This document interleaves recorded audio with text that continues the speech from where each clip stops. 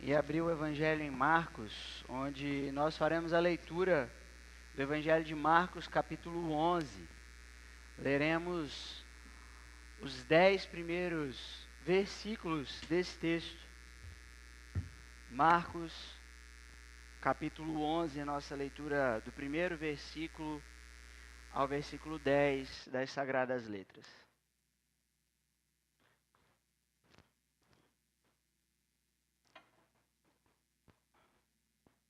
Nós, então, leremos o texto e pediremos a Deus por iluminação e instrução para esse tempo que nós teremos aqui.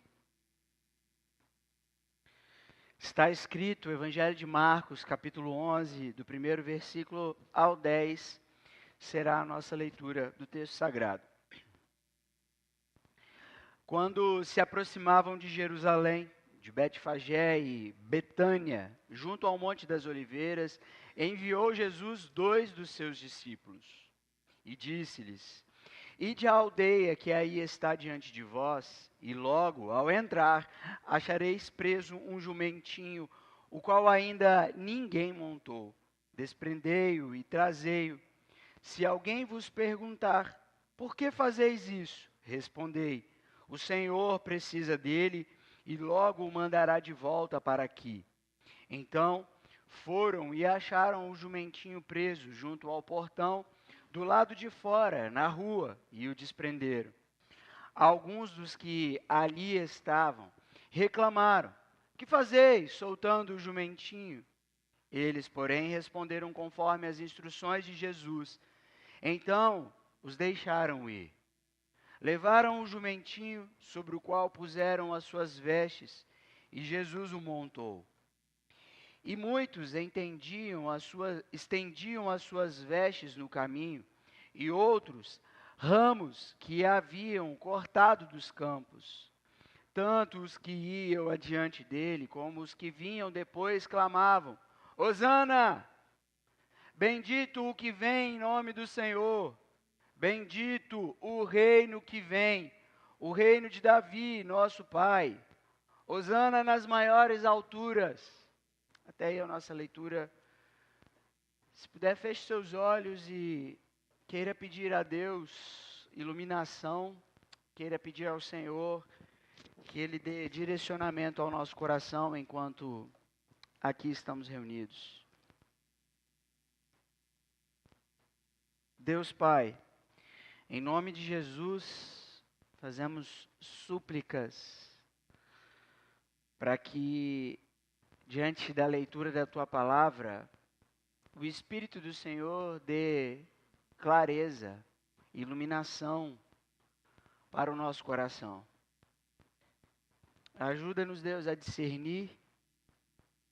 Há muitas coisas que apagam, tiram de nós a condição de compreender. Primeiro o pecado, daí nós fazemos a nossa confissão, pedimos ao Senhor que nos perdoe e que nos livre desse mal. Também, Senhor Deus, as preocupações com as riquezas e com os prazeres deste mundo também tiram de nós a capacidade, a condição de poder ter a Tua palavra e dar fruto a partir dela. Então ajuda-nos aqui a ter essa semente cultivada no nosso coração. Livra-nos, portanto, Deus, das preocupações e frustrações que assolam o nosso coração e atrapalham-nos de ouvir a Tua voz e de dar fruto a partir daquilo que está escrito. Que o Senhor, o Todo-Poderoso, nos abençoe aqui, diante da leitura da Tua Palavra, que o Senhor tenha misericórdia de nós e que o Senhor mostre a Sua face. É a oração que eu faço junto do Teu povo, Senhor. Em nome de Jesus. Amém. Meus irmãos, domingo como este, em que a igreja se reúne dentro do calendário litúrgico, esse é considerado ou chamado Domingo de Ramos, um domingo que antecede a Páscoa.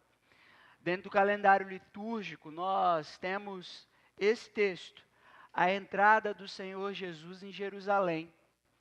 Quando o nosso Senhor entra em Jerusalém e é recebido em Jerusalém. Como a gente vê comum num domingo como esse, os católicos romanos saírem de uma missa com uma folha de palmeira, simbolizando, levando aquilo para casa. A passagem que nós temos, dentro do calendário cristão, isso sempre foi comum, faz parte da história da liturgia da igreja.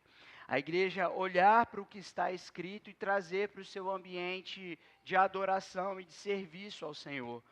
Então, essa passagem, ela tem muito a nos ensinar no domingo que antecede a Páscoa. Ela tem a preparar o nosso coração para essa semana, semana da Páscoa, semana da paixão de Cristo.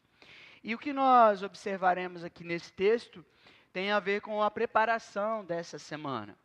Tem a ver com o que nós encontraremos ao longo dessa semana. Vê que o texto vai falar de Jesus se aproximando de Jerusalém, junto dos seus discípulos. E à medida que o Senhor Jesus se aproxima de Jerusalém, junto dos seus discípulos, ele diz aos seus discípulos que eles devem ir adiante para preparar aquele ambiente que era o ambiente da Páscoa. Então, Jesus manda os seus discípulos irem adiante e buscar um jumentinho, como a gente vê no versículo 2. E o que vai chamar a atenção das nossas vidas aqui reunidas para esse texto é que Jesus está apontando para os seus discípulos algo profético. Aquilo que havia sido profetizado, por exemplo, por Zacarias, a respeito do Messias que entraria em Jerusalém, aqui começa a se mostrar para os seus discípulos. Os seus discípulos então vão adiante e encontram exatamente como Jesus havia falado. Um jumentinho amarrado, homens que talvez perguntariam por que eles estavam tomando aquele jumentinho, e eles seguem as instruções de Jesus, como Jesus havia determinado. Aqui algo para ensinar a nós hoje. Nós, diferente da condição dos discípulos, que tinham instruções para aquele momento e para aquele ato, nós hoje, meus irmãos, temos instruções do Senhor Jesus no que diz respeito à sua vinda. A igreja que é formada pelo corpo de Cristo, a igreja que é formada por discípulos do Senhor Jesus, não os 12, mas uma multidão que é espalhada sobre a terra, ela tem instruções para o dia da vinda do Senhor Jesus. E essas instruções precisam seguir aquilo que está escrito. A igreja tem um comportamento e uma conduta que prepara, que antecede o dia da vinda do Senhor. Nós não estamos preparando para a Páscoa, meus irmãos. A Páscoa como os discípulos se preparavam naquele contexto. Nós nos preparamos para um outro banquete, para uma outra ceia. Para uma ceia real, na presença do Senhor Jesus, do Deus Criador dos céus e da terra. Mas até esse dia, a gente precisa seguir as instruções que o Senhor Jesus deu para esse dia. E algumas delas eu queria fazer menção aqui.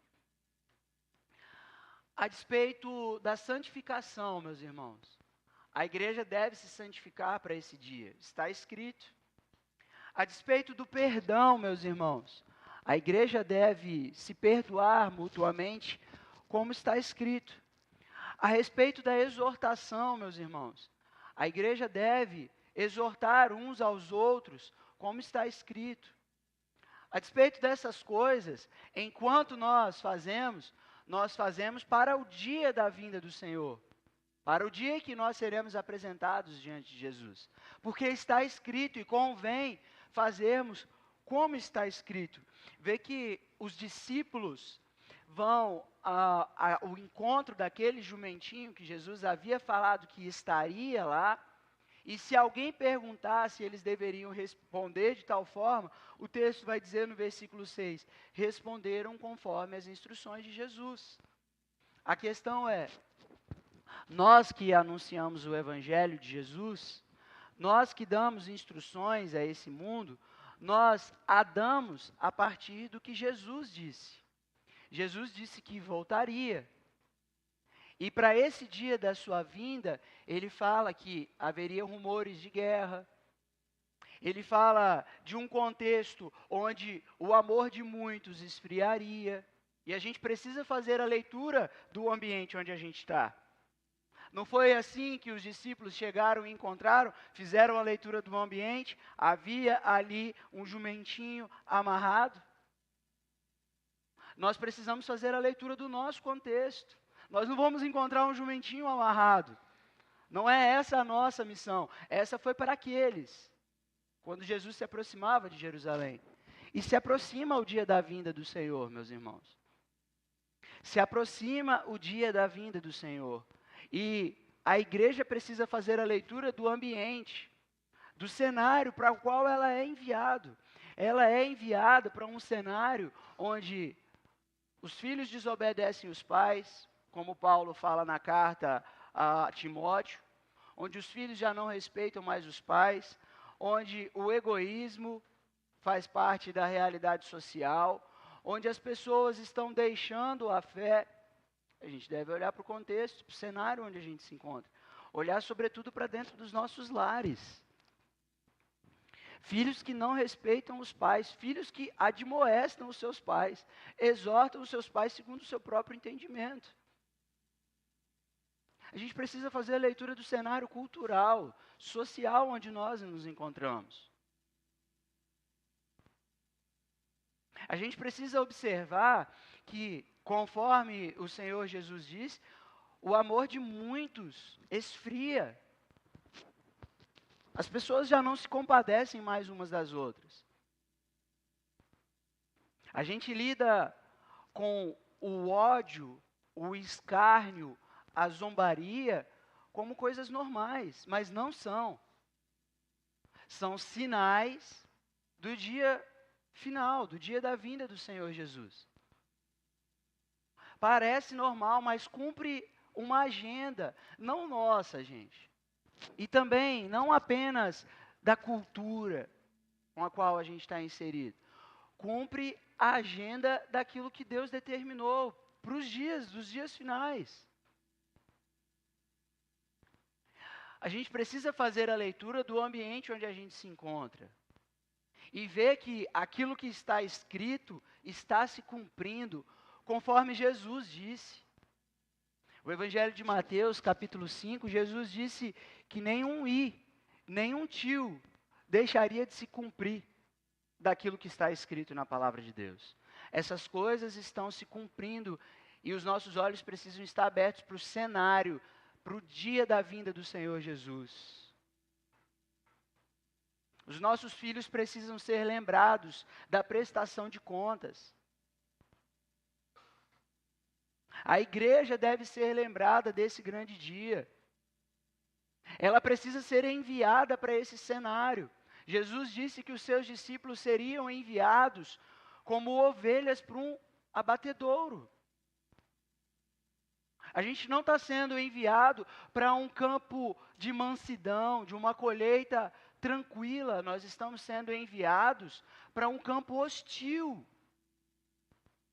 Hostil à pregação do Evangelho. E basta a gente ver o cumprimento do estado onde a gente se encontra. Como as leis estão se tornando cada vez mais intensas em relação à pregação do Evangelho. Olha para o cenário em que você está inserido. As políticas públicas têm a ver com essa pauta, com a agenda de Deus. E cada vez mais se estabelece freios para um espaço onde já foi livre pregar o Evangelho. Cada dia mais se torna mais estreito o caminho da pregação do Evangelho. É o cenário onde nós nos encontramos. gente precisa fazer a leitura do espaço onde nós nos encontramos. Cada vez mais, as igrejas se tornam espaços onde grupos se reúnem e, por estarem juntos, é natural que existam algumas contendas. É natural. O que, no entanto, não é normal para a igreja cristã é que as pessoas permaneçam em contendas, permaneçam contenciosas,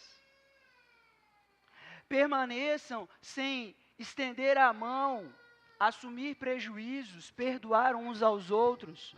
Isso não é natural para a igreja. A propósito, o ensino do Senhor Jesus no Evangelho de João é que a igreja ou os discípulos seriam conhecidos no mundo por amarem uns aos outros. O que a gente tem dentro do cenário atual? Grandes igrejas, megas igrejas, e cada vez mais a gente tem igrejas e igrejas maiores. O que, no entanto, assombra é que a gente tenha templos, lugares com reuniões de pessoas, templos tão cheios de pessoas, mas que essas pessoas não se conhecem. Como pode haver a manifestação do amor se não há envolvimento? Se não há mãos dadas, engajamento. A gente precisa estar atento aos sinais da religião, porque Jesus, ele está entrando em Jerusalém e ele está entrando no lugar, no cenário onde o templo de Israel está estabelecido, onde o culto judaico acontecia. E é justamente dentro desse cenário que o Senhor Jesus vai derrubar as barracas das vendas onde a religião se estabelecia. É o cenário. É o cenário que a gente precisa fazer a leitura como igreja. Porque é certo que a igreja, os discípulos do Senhor Jesus, eles têm um propósito, eles têm uma missão dentro desse cenário, como esses que foram enviados a buscar o jumentinho. O versículo 4 diz: foram e acharam o jumentinho preso, junto ao portão, do lado de fora, na rua, e o desprenderam.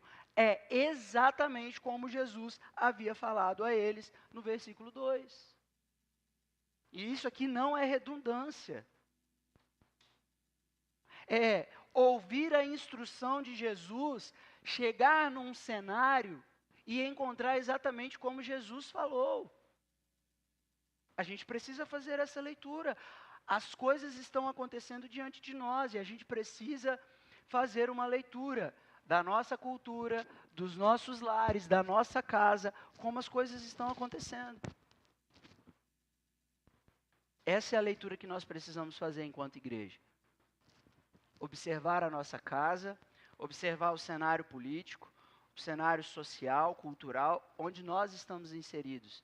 E tudo isso aponta de acordo com a agenda do Senhor Jesus para o dia da sua vinda. E a igreja deve ser encontrada como foram encontrados esses discípulos, fazendo conforme a instrução do Senhor Jesus. A gente precisa ser encontrado conforme o Senhor Jesus disse na sua palavra. Mas, meus irmãos, além disso, o texto vai mostrar para a gente o aspecto da entrada do Senhor Jesus e que tem a ver com a vida cristã e a vida dos seus discípulos. O versículo 7, então, vai dizer que eles levaram o jumentinho e puseram Jesus sobre o jumentinho. Isso daí se faz presente na profecia de Zacarias, no capítulo 9. A gente vai ver também passagens como no primeiro livro dos reis, também no segundo livro dos reis, o que era comum dentro de Israel. Quando um rei, ele era estabelecido em Israel, era um procedimento comum tomar aquele homem que foi então ungido rei ou estabelecido rei, proclamado rei, colocá-lo sobre um cavalo. Isso era comum dentro da cultura de Israel. Coloca-se o rei montado num cavalo e proclama aquele como o rei de Israel. O que está acontecendo aqui é exatamente aquele aspecto natural e cultural de Israel na pessoa do Senhor Jesus. O que difere, no entanto, é significativo. Porque nunca a gente encontra na história de Israel um rei montando sobre um jumentinho. São sempre sobre cavalos, os melhores, os maiores. O que demonstra, então, algo dentro do reino de Deus na pessoa de Jesus.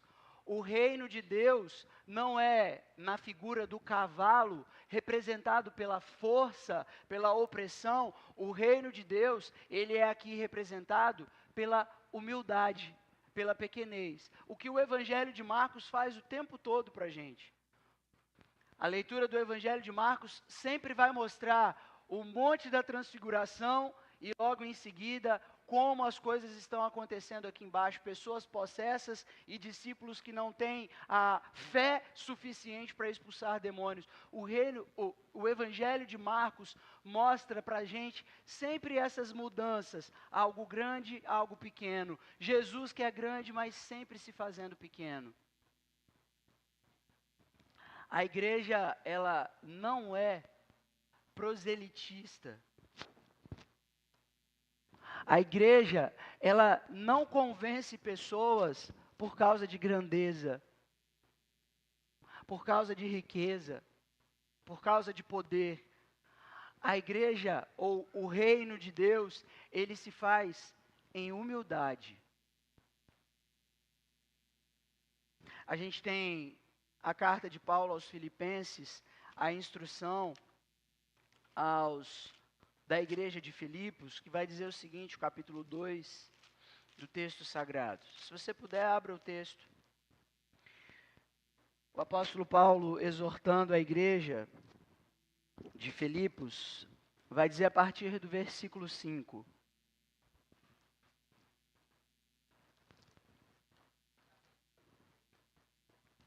Da carta de Filipenses, o versículo 5.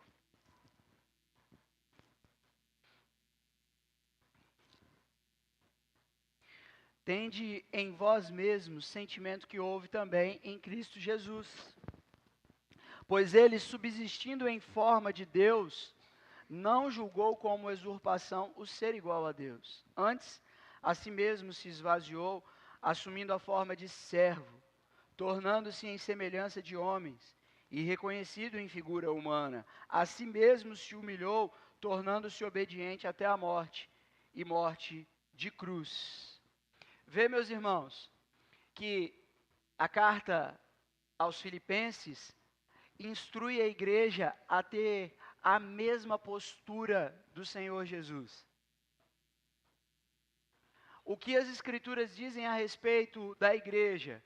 Povo eleito, sacerdócio real, nação santa. A Bíblia diz sobre nós, filhos de Deus, filhos amados, escolhidos, abençoados. A igreja diz a respeito de nós todas estas coisas, que não devem ser nunca motivo de orgulho para nós. De desdenho. Não, de maneira nenhuma.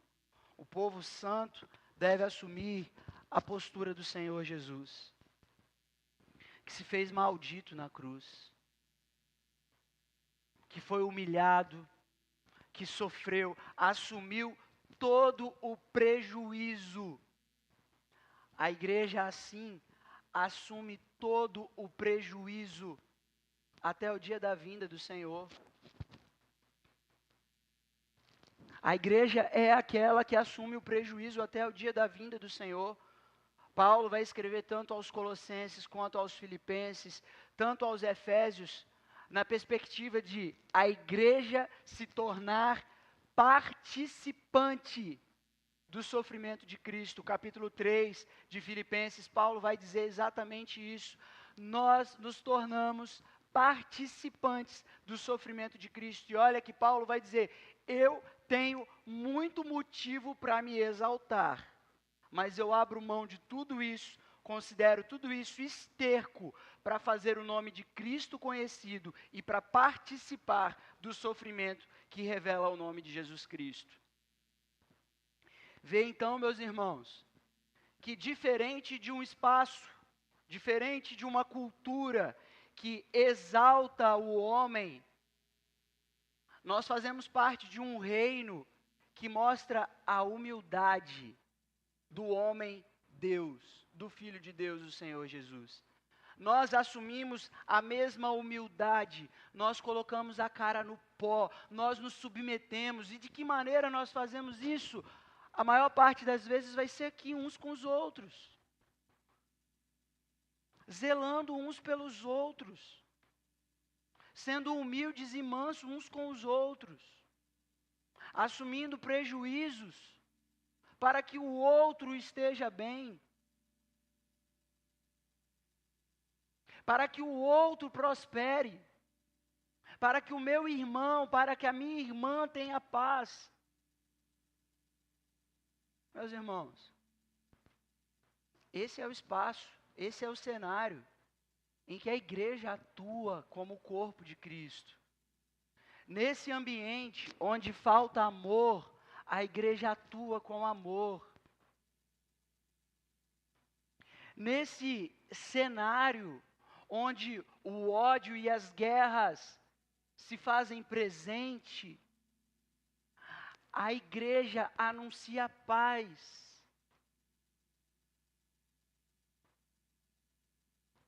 É preciso, no entanto, meus irmãos, muita humildade e submissão à palavra de Deus para isso.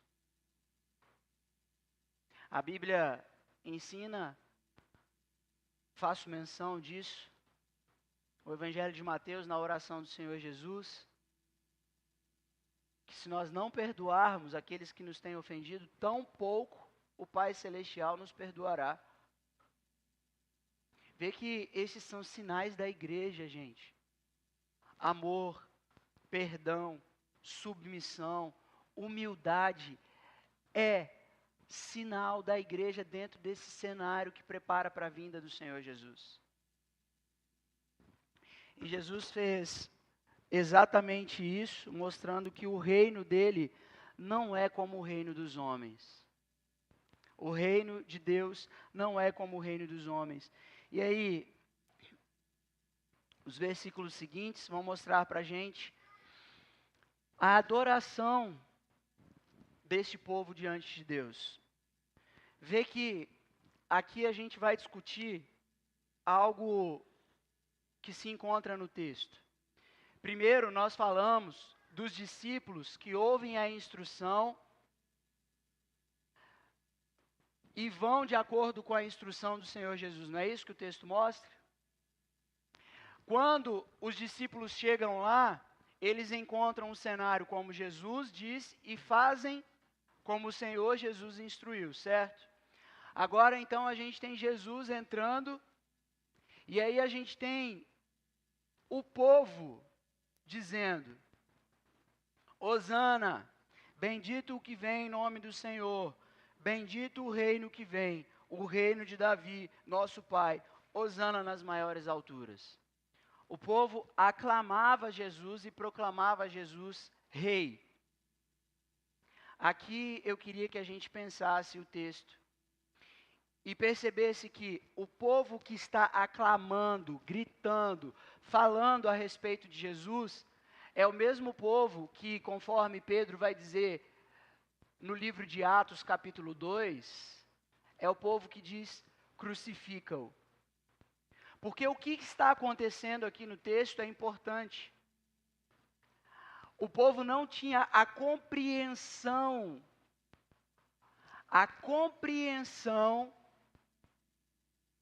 do Evangelho de Jesus, de quem Jesus era de fato. Então, um erro da compreensão compromete a adoração. Fazer uma leitura errada do cenário compromete a nossa adoração.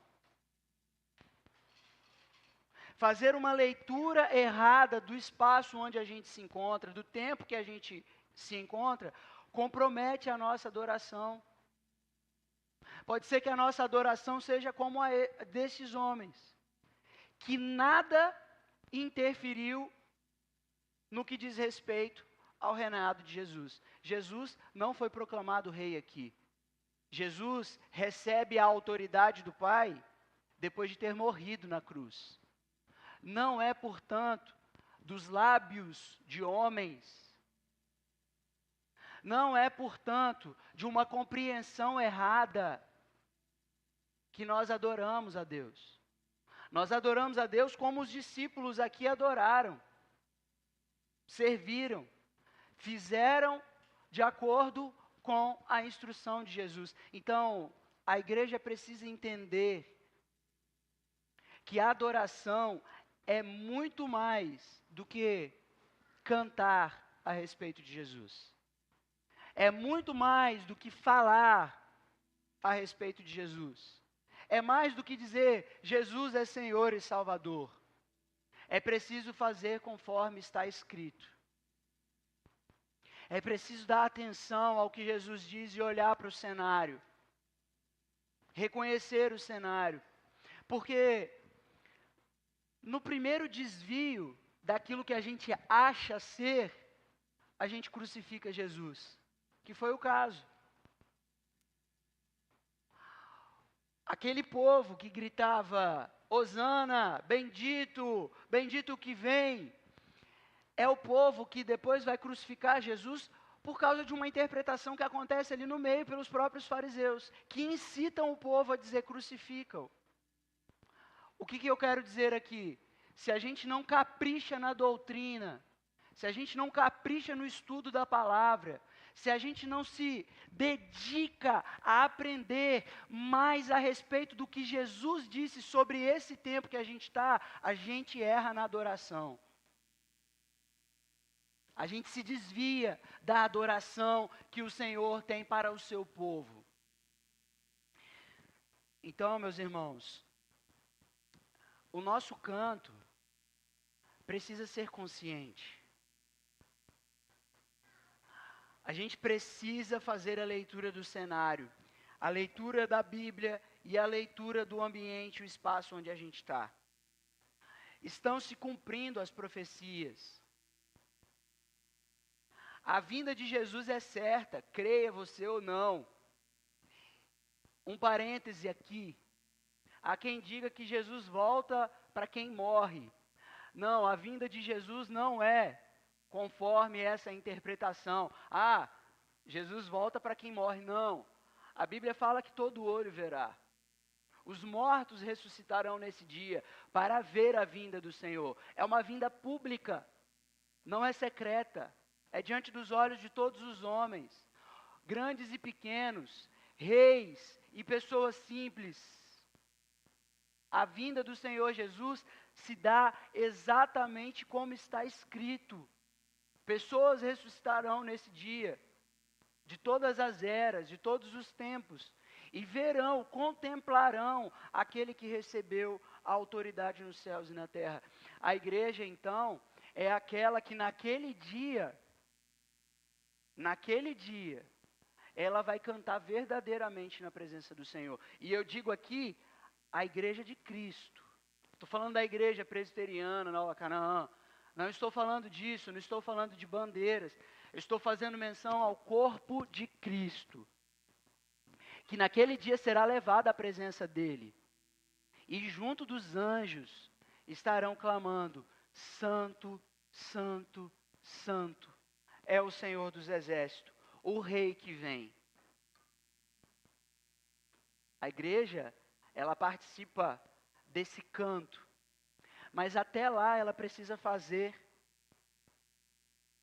ela precisa fazer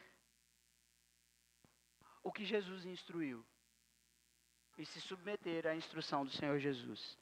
Eu quero te convidar a orar. Se você puder, coloque-se de pé.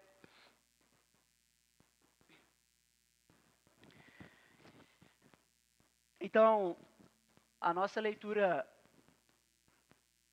do domingo de Ramos, da entrada triunfal do Senhor Jesus, do dia que nos prepara para a Páscoa, ela que hoje nos pretende lembrar que até o dia da ceia, eu não estou falando do domingo que vem, da Páscoa, mas o dia do grande banquete, o banquete celestial, quando nós estaremos face a face com o Senhor, a igreja precisa ser encontrada fazendo aquilo que está escrito. A igreja precisa ser encontrada como o corpo de Cristo, assumindo os prejuízos e sofrendo o sofrimento de Cristo. A igreja precisa ser encontrada adorando o Senhor em espírito e em verdade. Não apenas como quem quer proclamar Jesus com proselitismo aqui na terra, mas como quem anuncia enquanto faz aquilo que está escrito.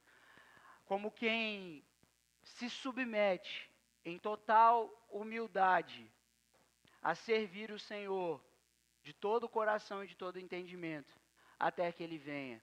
Essa semana da Páscoa, lembre-se disso. Lembre-se do seu papel dentro da missão.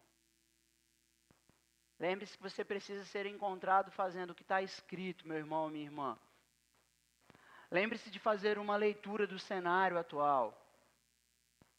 Peça a Deus, peça ao Espírito Santo que te dê discernimento para interpretar o mundo, para enxergar como as coisas são, e você vai ver que está acontecendo como está escrito. Nenhum i, nenhum tio se passa daquilo que está escrito. Vai deixar de se cumprir nenhum i, nenhum tio. Tudo se cumpre de acordo com as Escrituras. E a gente precisa saber fazer a boa leitura. Que o Espírito do Senhor nos faça mansos e humildes como o Senhor Jesus, dentro desse serviço. Que o Espírito do Senhor nos dê mais do que palavras, nos dê um serviço íntegro na presença do Rei. Feche seus olhos para que a gente possa orar. Eterno Deus, Senhor de todo poder, em nome de Jesus, eu te dou graças pela tua palavra. Eu te dou graças pelo registro que nós encontramos aqui. Mais de 2000 anos, gerações passaram, e nós estamos fazendo menção ao que o Senhor fez há milênios. E não apenas isso, Senhor, nós fazemos menção a esse registro e somos lembrados das coisas que o Senhor prometeu que ainda vão se cumprir. E a gente quer estar atento a isso, pois o Senhor é fiel para cumprir exatamente tudo como está escrito. Bendito seja o nome do Senhor que é fiel. Bendito seja o nome do Senhor que não falha. Bendito seja o nome do Senhor que instrui o seu povo. Aqui queremos, Senhor, como igreja, receber a tua instrução.